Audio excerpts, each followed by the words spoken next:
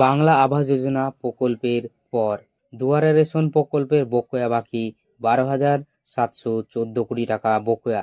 এবার বড় পদক্ষেপ রাজ্য সরকারের।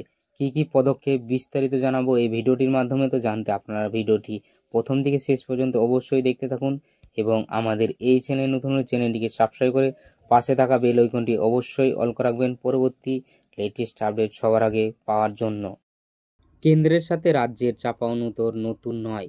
প্রায় 2 বছর ধরে বিভিন্ন কারণ দেখিয়ে আবাস যোজনা থেকে শুরু করে 100 দিনের কাজ একাধিক প্রকল্পের টাকা আটকে রেখেছে কেন্দ্র। এইভাবে রেশন প্রকল্পেও রাজ্যের কাছে বকেয়া রয়ে গেছে কেন্দ্রের। ইতিপূর্বে একাধিকবার কেন্দ্র বনাম রাজ্যের রেষারেষির ছবি ধরা পড়েছে। রেশনে 12,714 কোটি টাকা বকেয়া কেন্দ্রের। কেন্দ্রীয় সরকারের একাধিক জনকল্যাণমূলক প্রকল্পগুলির মধ্যে অন্যতম হল গরিব কল্যাণ অন্ন যোজনা। এই প্রকল্পের আওতায় রাজ্যের প্রায় 6 কোটির রেশন গ্রাহককে যে চাল গম সরবরাহ করা হয় তা থাকে তার খরচ বহন করে কেন্দ্রীয় সরকার, সরকারি সংস্থা, এফসিআই। কিন্তু চালের জন্য যে খরচ হয় তা প্রাথমিকভাবে রাজ্য সরকারকেই বহন করতে হয়। এই খরচ কেন্দ্রীয় সরকারের দেওয়ার কথা। নিয়ম অনুযায়ী রাইস মিল থেকে রাজ্য সরকারের গুদামে চাল চলে এলেও কেন্দ্রীয় সরকার পর্যায়ক্রমে টাকা দিতে শুরু করে। কিন্তু 2023-24 আর্থিক বছর থেকে কেন্দ্র এই খাতে টাকা না দেওয়ার বিপুল বকেয়া রয়ে গিয়েছে। এ নিয়ে দীর্ঘদিন ধরে রাজ্য ও কেন্দ্রের মধ্যে টানাপোড়েন চলছে। মুখ্যমন্ত্রী মমতা বন্দ্যোপাধ্যায় একাধিকবার কেন্দ্রের এই বঞ্চনার বিরুদ্ধে সরব হয়েছেন। রাজ্য সরকার চাষিদের থেকে ধান কিনে তা থেকে চাল উৎপাদন করে। এক্ষেত্রে চালু রয়েছে একটি নির্দিষ্ট নিয়ম। এই নিয়ম অনুযায়ী রাইস মিল থেকে রাজ্য সরকারের গুদামে চাল চলে এলেই কেন্দ্রীয় সরকার পর্যায়ক্রমে টাকা দিতে শুরু করে। কিন্তু 2023-24 অর্থবর্ষে কেন্দ্রীয় সরকার এখনও পর্যন্ত এই খাতে কোনো টাকা না দেওয়ার বিপুল পরিমাণ টাকা বকেয়া রয়ে গিয়েছে।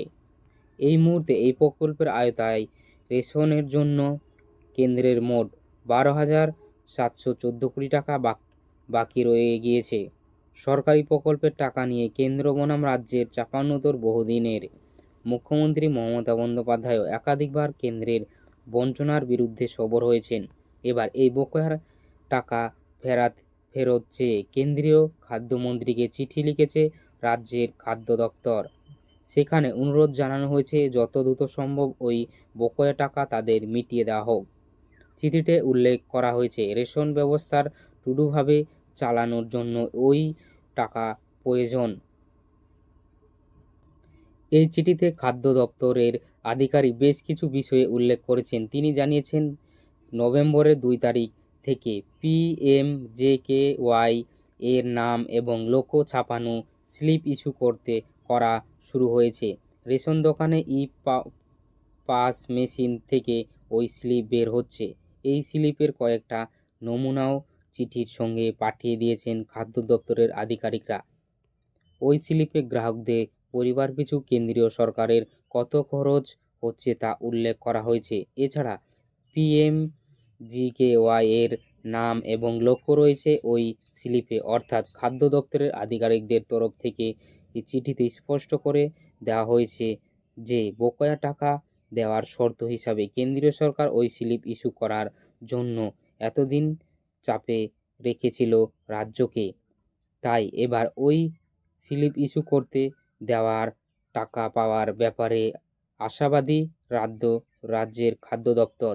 কিন্তু কেন্দ্রের সমস্ত শর্ত মেনে নেওয়ার পরেও আগামী দিনে এই রেশন প্রকল্পের বকেয়া টাকা কেন্দ্র ফেরত দিবে কিনা তা নিয়ে এখনও সংশয় রয়েছে। তো বন্ধুরা, আশা করি বিষয়টি বুঝতে পেরেছেন যে আবাস যোজনার যে বকেয়া টাকা দিচ্ছিলেন কেন্দ্র, সেরকম কিন্তু এবার রেশন নিয়েও 12,714 কোটি টাকা কিন্তু রেশনের বকেয়া রয়ে গেছে বলে এমনটাই খবরে জানা যাচ্ছে। তো বন্ধুরা, আশা করি বিষয়টি বুঝতে পেরেছেন। ভিডিওটি ভালো লাগলে like, comment, share, subscribe follow করতে অবশ্যই ভুলবেন না। তো বন্ধুরা, ভিডিওটি সম্পূর্ণ দেখার জন্য আপনাদেরকে অসংখ্য ধন্যবাদ।